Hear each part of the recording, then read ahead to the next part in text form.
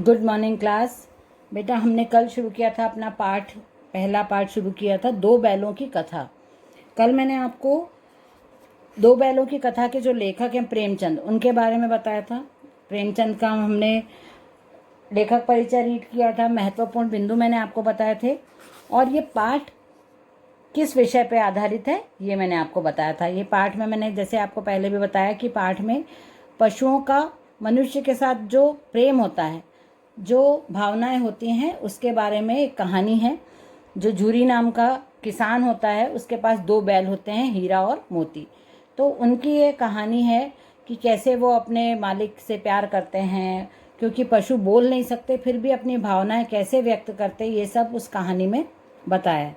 तो आज हम हमने कल कहानी स्टार्ट भी की थी, और कहानी में शुरुआत में ये बताया कि गधे के बारे में बताया कि गधे को हम ऐसा पशु मानते हैं जो बहुत बेकार है, जो बुद्धिहीन है, सिर्फ काम करता रहता है, उसकी भावनाएं वो व्यक्त नहीं कर पाता है। ये सब हमने कल मैंने आपको एक्सप्लेन किया था। और उसी के जैसा एक और पशु यहाँ पे बताया है, लेखक ने बताया है कि बैल भी उसी प्रकार का जानवर है। पेज नंबर 6 पर बैल भी उसी प्रकार का पशु बताया गया है यहाँ पे, जो गधे की तरह ही है, बुद्धिहीन, सिर्फ काम करता रहता है, ऐसा यहाँ पे बताया है। लेकिन लेखक ने बोला है कि मैं उतना भी बैल को नाकारा नहीं मानता हूँ जितना गधा होता है, क्योंकि बैल कभी कभी अपना रोष प्रकट करता है, गुस्सा होता है, मारने लग जाता है, और काम नहीं करने के लिए अड़ जाता है। तो बैल को उन्होंने इतना बुद्धिहीन नहीं माना है। फिर भी गधे के समकक्षी बैल को माना है लेखक ने। जिस प्रकार गधे में बुद्धि नहीं होती है, और उसी प्रकार बैल को भी उन्होंने बुद्धिहीन पशु माना है। और कभी कभी मनुष्य को कोई व्यक्ति कभी कोई काम नहीं कर पाता है, तो गुस्से में उसको बैल बुद्धि बोल दिया जाता है कि इसकी भी बुद्धि बैल के समान है। तो ये मैंने आपको कल एक्सप्लेन भी किया था कि गधे का छोटा भाई बैल बोला जाता है। लेकिन फिर भी लेखक ने कहा कि मैं इतना बैल को नाकारा नहीं समझता हूँ जितना गधे को। बैल अपना रोष कभी ना कभी प्रकट करता है। झूरी काची के दोनों बैलों के नाम थे हीरा और मोती। जैसे मैंने आपको बताया, झूरी एक किसान था, उसके दो बैल थे हीरा और मोती। दोनों पछाई जाति के थे, देखने में सुंदर, काम में चौकस, डील में ऊंचे। बहुत दिनों से साथ साथ रहते रहते दोनों में भाईचारा हो गया। मतलब वो बैल अलग अलग थे और साथ साथ लेकिन झूरी के यहाँ काम करते थे, एक साथ रहते थे, एक साथ खाना खाते थे, तो दोनों में दोस्ती हो गई थी, भाई जैसे रहने लगे थे। भाईचारा मतलब अच्छी आत्मीय भावना हो गई थी दोनों में। एक दूसरे के मन की बात समझ जाते थे। जैसा हम सब जानते हैं, पशु मूक होते हैं, बेजुबान होते हैं, बोल नहीं सकते हैं, लेकिन ये पशु ऐसे थे हीरा और मोती, जो एक दूसरे की बात समझ जाते थे, एक साथ खाना खाते थे, एक जैसा ही खाना दोनों को दिया जाता था। लेकिन यदि एक खाना खाते खाते एक बैल खाना खाते खाते अब खाना खाना बंद कर देता था, तो दूसरा भी उसका अनुसरण करता था और दूसरा भी अपना खाना बीच में छोड़ देता था।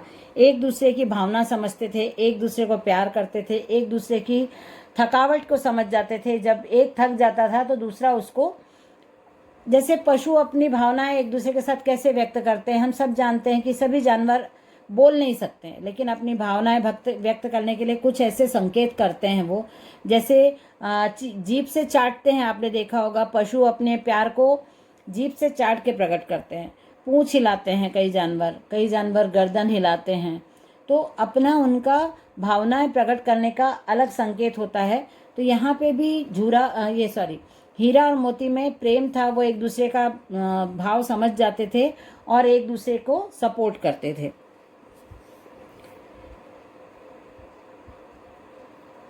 जैसे यहाँ पे मैंने इतना आपको एक्सप्लेन कर दिया है। यहाँ पे है संयोग की बात, झूरी ने एक बार गोई मतलब होता है जो साथ साथ रहते हैं। जब किसी दो लोगों में दोस्ती हो जाती है, तो जैसे हम जोड़ी बोलते हैं ना, उसी प्रकार गोई मतलब दोस्ती, एक से दूसरे की दोस्ती को जब दोस्त दो बन जाते हैं उनको जोड़ीदार बोला जाता, गोई बोलते थे पहले। तो यहाँ पे गोई को ससुराल भेज दिया। गोई मतलब जोड़ी को।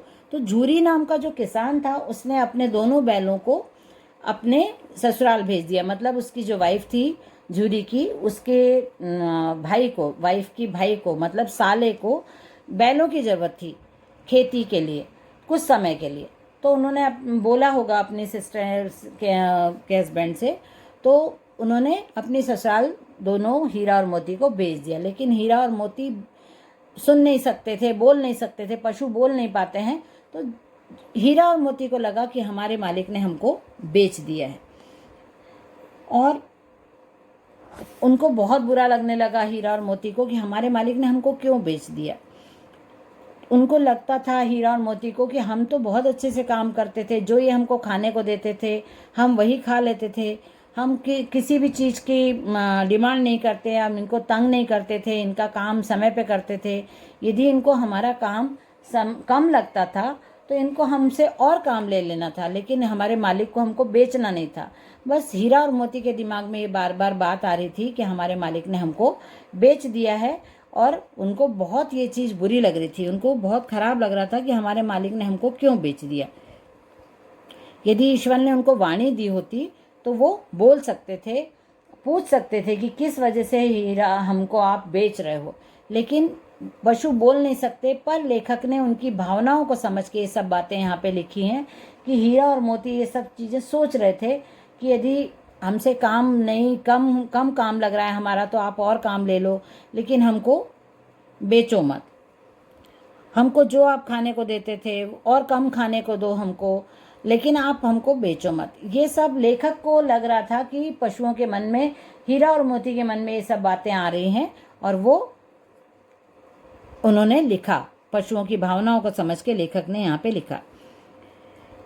तो जब हीरा और मोती को जूरी ने अपने ससुराल भेजने के लिए साले को दे दिया कि भाई आप ले जाओ साथ में, तो जब वो ले जाने लगे तो हीरा और मोती को गुस्सा तो बहुत आया था कि हमको बेच दिया है, तो वो जाना नहीं चाहते थे। तो उन्होंने उस व्यक्ति को बहुत परेशान किया। पूरे रास्ते में वो चल ही नहीं रहे थे, हर जगह रुक जाते थे। वो आगे से धक्का देने, आगे मतलब बैलों के गले में वो बंधी होती रस्सी। तो उस व्यक्ति ने सोचा कि चलो मैं इनको आगे से खींच लेता हूँ। तो आगे चल के उन्होंने खींचना चाहा तो बैल एकदम खड़े हो गए, रुक गए वहीं पे। और जब पीछे से उनको धक्का देने की कोशिश की व्यक्ति ने कि चलो इनको पीछे से मैं धक्का देता हूँ, तो वो अलग अलग दिशा में जाने लगे। एक बाएं जा रहा था और एक दाएं जा रहा था, और दोनों को ले जाना एक ही जगह था, एक ही साथ था। पैदल ही जा रहे थे, एक गांव से दूसरे गांव जाना रहता था, तो जनरली पहले लोग पैदल ही सफ़र करते थे, कोई ऐसी गाड़ी वाड़ी में उनको हीरा और मोती को नहीं ले जा रहे थे। तो हीरा और मोती ने पूरे रास्ते उस व्यक्ति को बहुत परेशान किया। जाने के लिए बार बार खड़े हो जाते थे, बार बार चलते नहीं थे, बहुत ज़ोर लगाते थे, पीछे की तरफ सरक जाते थे, अलग अलग दिशाओं में चलना शुरू कर देते थे। तो उस व्यक्ति को बहुत प्रॉब्लम हुई इन दोनों को लेके जाने में। उनको गुस्सा भी बहुत आ रहा था उस व्यक्ति को कि ये किस टाइप के बैल हैं जो बिल्कुल बात ही नहीं मान रहे हैं और चल ही नहीं रहे हैं। ऐसा करते करते बहुत देर लगा दी बैलों ने, और बहुत देर लगा के वो तब जाके उस गांव में पहुँचे। झूरी के जो ससुराल थी वहाँ पे वो लोग पहुँचे। तो जो व्यक्ति उनको लेकर आया था वो बहुत परेशान हो गया पूरे रास्ते में। ना वो बैल बिल्कुल सपोर्ट नहीं कर रहे थे चलने में, तो उनको खाना और पीना कुछ भी नहीं हो पाया रास्ते में। ना उनको पानी पिलाया उस व्यक्ति ने, क्योंकि वो पूरे समय इनको ले जाने के ही प्रॉब्लम में फंसा रहा। संध्या समय दोनों बैल अपने नए स्थान पर पहुंचे। शाम के समय ये लोग पहुंचे, दोनों बैल और जो व्यक्ति उनको लेके आया था उस गांव में। दिन भर के भूखे थे, लेकिन जब नान में लगाए गए तो एक ने भी उसमें मुंह न डाला। पूरे दिन उनको खाने को पानी भी नहीं मिला, प्यास के पानी भी नहीं मिला पीने को, खाने के लिए खाना भी नहीं दिया, क्योंकि वो व्यक्ति उनको ले जाने में ही लगा रहा। लेकिन जब उनको नांद मतलब ऐसा जगह बनाई जाती है, एक कुंड जैसा बनाया जाता है, एक एरिया बनाया जाता है, उसको कवर किया जाता है जो सीमेंटेड होता है, उसमें खाना डाल के वहाँ पे बांध दिया जाता है जानवरों को। वो वहीं खड़े रहते हैं, और वहीं पे वो अपना खाना खाते रहते हैं। एक ही साथ उनको बांधा जाता है और उनके पानी के लिए भी इस टाइप की व्यवस्था की जाती है कि एक टंकी जैसी बना दी जाती है, उसमें पानी भर दिया जाता है और जब इनको पानी पीना है तो वो पानी पी सकते हैं। तो जब इनको 99 के पास बांधा तो इन्होंने बिल्कुल खाना नहीं खाया। इतना भूखा होने के बावजूद भी इन लोगों ने बिल्कुल खाने को मुंह भी नहीं लगाया। दोनों ने बिल्कुल विरोध प्रकट किया और खाना नहीं खाया। दिल भारी हो रहा था। जिसे उन्होंने अपना घर समझ रखा था वह आज उनसे छूट गया था। यह नया घर, नया गांव, नए आदमियों ने बेगानों से लगते थे। उनको बस बार बार अपने घर की, क्योंकि वो इतने समय से जूरी के साथ थे तो जूरी का घर उनको अपना ही घर लगता था। वो उन लोगों से उनकी बैलों की आत्मीयता हो गई थी, इसलिए उनको बार बार अपना पुराना घर, पुराने मालिक लोग, सब घर के लोग याद आ रहे थे और यहाँ के सब लोग उनको अपरिचित लग रहे थे। दोनों ने अपनी मूक भाषा में सलाह की। एक दूसरे को कनखियों मतलब तिरछी नजर करके देखा और लेट गए। दोनों ने एक दूसरे को देखा और मूक भाषा मतलब बिना बोले एक दूसरे की बात समझ के, पता नहीं उन्होंने इशारों में एक दूसरे को क्या संकेत किया और वो लोग लेट गए। जब गांव में सोता पड़ गया मतलब जब गांव में सब सो गए, रात हो गई, तो दोनों ने जोर मारकर पगहे उड़ा डाले और घर की तरफ चल। पगहे मतलब ऐसी लकड़ी जिसमें बैलों के गले में रस्सी बांध के, और उस जो रस्सी को जिस लकड़ी में बांधा जाता है, जिसको हम खूंटा बोलते हैं, उसको पगहा बोला जाता था। तो वो पगहे में इनको बांधा था और दोनों ने पूरी कोशिश करी, जोर लगाया, बहुत कोशिश कर करके उस पगहे को तोड़ डाला और दोनों वहां से भाग निकले। अनुमान न हो सकता था कि कोई बैल उन्हें तोड़ सकेगा। पगहे मतलब लकड़ी की वो लकड़ियां होती है, मजबूत डंडे जैसे गड़े हुए रहते हैं जमीन में, जिनको कोई नहीं निकाल सकता। उनको पूरी कोशिश करके दोनों ने बैलों ने तोड़ दिया, आधा आधा पगहा, और भाग गए वहां से। पर इन दोनों ने इस समय दूनी शक्ति आ गई थी। एक एक झटके में रस्सियां टूट गईं। जूरी प्रातः काल सोकर उठा तो देखा कि दोनों बैल चरनी पर खड़े हैं। दोनों की गर्दनों में आधा आधा गराम लटक रहा है। घुटने तक पांव कीचड़ से भरे हैं और दोनों की आंखों में विद्रोह में स्नेह झलक रहा है। अब दोनों सीधे भागते हुए रात भर भागते सुबह सुबह कहाँ पहुंच गए? अपने पुराने घर में, अपने पुराने गांव में पहुंच गए और वहां पे जाके खड़े हो गए। जैसे ही जूरी ने आंख खुली जूरी की, तो जूरी ने देखा कि दोनों बैल दरवाजे पे खड़े हैं। तो उसको बहुत खुशी भी हुई, आश्चर्य भी हुआ। उसने बहुत बैलों को प्यार किया, लेकिन उसके दिमाग में बात आ रही थी कि ये लोग अकेले कैसे रातों रात भाग के आ गए। बहुत प्यार किया, सब लोग बहुत खुश थे, सब घर के लोग उड़ गए, सब लोग बहुत खुश हो गए। जो आसपास घर, गांव में तो घर भी बहुत पास पास होते हैं और सब लोगों का एक दूसरे से बहुत आत्मीयता होती है, आत्मीय संबंध होते हैं, इसलिए लोग भी आ गए आसपास के कि अरे हीरा और मोती कैसे आ गए। तो लोग बहुत खुश हो रहे थे, ताली बजा रहे थे, बच्चे बहुत ताली बजा बजा के खुश हो रहे थे। झूरी ने भी अपने बैलों को बहुत गले से लगा लिया, प्यार किया, उनकी पीठ थपथपाई, प्यार से उनके पूरी बॉडी पे हाथ फेरा, उनको गले लगाया। बहुत खुश था झूरी भी, लेकिन उसने देखा कि उसके जो हीरा और मोती हैं, बहुत आंखों में उनकी विद्रोह है और पूरे कीचड़ में सने हुए हैं, कीचड़ से पैर भरे हुए हैं, क्योंकि वो पूरा लगातार दौड़ते हुए आए हैं। वो बैल कहीं भी रुके नहीं, वो बैल दौड़ते दौड़ते ही आए हैं, इसलिए वो, और गुस्सा भी दिख रहा था उनकी आंखों में। विद्रोह मतलब वो अगेंस्ट होते इस चीज के, और अपना जहां उनको भेजा था वहां से वो लोग वापस आ गए थे। घर और गांव के लड़के जमा हो गए और तालियां बजा बजा कर स्वागत करने लगे। आसपास के बच्चे को बहुत ताली बजाने लगे। घर के लोग भी सब बहुत खुश थे, हीरा और मोती को प्यार कर रहे थे। गांव के इतिहास में यह घटना अभूतपूर्व न होने पर भी महत्वपूर्ण थी। गांव के लोगों के लिए ये जो काम हुआ था, ये घटना जो हुई थी, जो बैल आ गए थे, वो बहुत महत्वपूर्ण थी। सब बहुत खुश भी थे और आश्चर्य भी सबको हो रहा था कि रातों रात बिना किसी, जैसे कोई इंसान रास्ता भूल जाता है तो वो किसी से पूछ लेता है, लेकिन ये मूक पशु हैं, कैसे इनको रास्ता समझ में आ गया, कैसे बिना रुके सीधे घर ही लौट आए अपने घर। ये सब बच्चों को बहुत आश्चर्य होता है। गांव के लोग बहुत बहुत इम्पोर्टेंट बात थी, तो पूरे गांव में ये खबर फैल भी गई। लोग आने भी लगे देख के कि रात में इनको भेजा शाम को कल, और ये आज सुबह वापस भी कैसे आ गए। बाल सभा ने निश्चय किया दोनों पशुवीरों को अभिनंदन पत्र दिया जाएगा। मतलब जो बच्चों की सभा थी, बच्चों का ग्रुप था, वो बहुत खुश था और वो सोच रहा था कि अरे इनका तो बस सम्मान करना चाहिए, दोनों बैलों का, दोनों ने कितना बड़ा काम किया है, कितना महान काम किया है, तो इनको तो प्रशस्ति पत्र मिलना चाहिए, सर्टिफिकेट्स देना चाहिए इनको। कोई अपने घर से रोटियां लाया, कोई गुड़ लाया, कोई चोकर, कोई भूसी। चोकर भूसी मतलब घास फूस जो जानवरों को खाने के लिए दिया जाता है। तो जिस भी बच्चे के घर में जो था, कोई रोटी लेके आया, कोई किसी बर्तन में गुड़ उठा के ले आया, कोई घास लेके आया, कोई चोकर और भूसी लेके आया।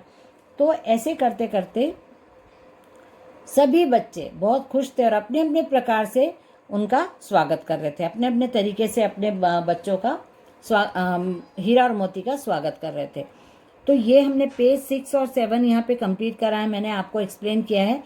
आप लोगों ने पढ़ा कि नहीं पढ़ा, किसी बच्चे ने इसको खोल के पढ़ा हो तो उसको ये कहानी बहुत जल्दी समझ में आएगी और बहुत इंटरेस्टिंग भी लगेगी, क्योंकि जो जानवर बोल नहीं सकते हैं उन जानवरों के बारे में बताया है कि वो बोल नहीं सकते, लेकिन उनका जिनके साथ वो रहते हैं उनके साथ संबंध हो जाता है, प्रेम हो जाता है, आत्मीयता हो जाती है और वो अपनी भावनाएं व्यक्त कर पाते हैं उन लोगों के साथ। तो जिस प्रकार झूरी के दोनों बैल थे, हीरा और मोती, तो हीरा और मोती को भेजा था ससुराल थोड़ा सा काम करने के लिए, मदद करने के लिए, पर हीरा और मोती समझ नहीं पाए कि हमको क्यों मालिक ने भेज दिया। वो समझे हमारे मालिक ने हमको बेच दिया है, इसलिए वो घबरा कर और चिढ़कर डर कर अपने गांव वापस आ गए, अपने पुराने घर वापस आ गए। तो यहाँ पे उन्होंने बताया है लेखक ने कि किस प्रकार बैल हीरा और मोती के थे और वो किस प्रकार वहाँ पे व्यवहार करते थे, कैसे वो गए, कैसे भाग के आए। तो ये सब चीज़ें हमने आज के इसमें कंप्लीट की हैं पाठ में। आप लोगों को जो भी इन 2 पेज में समझ में नहीं आया, आज मैं आपको होमवर्क दूंगी इसको पढ़ने के लिए, तो 6 और 7 पेज आप पढ़िएगा और उसी में से मैं आपसे क्वेश्चन पूछूंगी कल की क्लास में। और जो भी वर्ड्स हार्ड लग रहे हैं आपको वो आप अंडरलाइन करके रखो, पीडीएफ खोल के पढ़ाई करो, पीडीएफ से फोटोकॉपी करवा लो, क्योंकि इसके जब क्वेश्चन आंसर होंगे और आपके पास बुक नहीं होगी, मतलब बुक तो आपको खरीदना नहीं है, लेकिन आप फोटोकॉपी यदि आप करवा लोगे तो क्वेश्चन आंसर बहुत सारी चीज़ें आपको हेल्पफुल हो जाएंगी आपके ये कॉपी वर्क करने के लिए। तो कॉपी आप हिंदी की लॉन्ग कॉपी बना लो या जैसे आपको कंफर्टेबल हो वैसी आप कॉपी एक हिंदी की बना लो। हम इसमें से हार्ड वर्ड्स आप अंडरलाइन करके रखो, हम उसको हार्ड वर्ड्स को भी लिख लिया करेंगे। तो ये आपके जैसे इसमें जो भी आपको वर्ड्स हार्ड लगते हैं वो आप अंडरलाइन करके कल की क्लास में पूछ लेना और इन दोनों पेज को ज़रूर पढ़ना। कौन सा पैराग्राफ आपको समझ में नहीं आया, कौन सी लाइन समझ में नहीं आई, कोई वर्ड आपको यदि समझ में नहीं आते हैं तो आप उनको पूछ सकते हो। ठीक है, तो चलिए आज की क्लास ख़त्म करते हैं। चलिए बाय एवरीवन।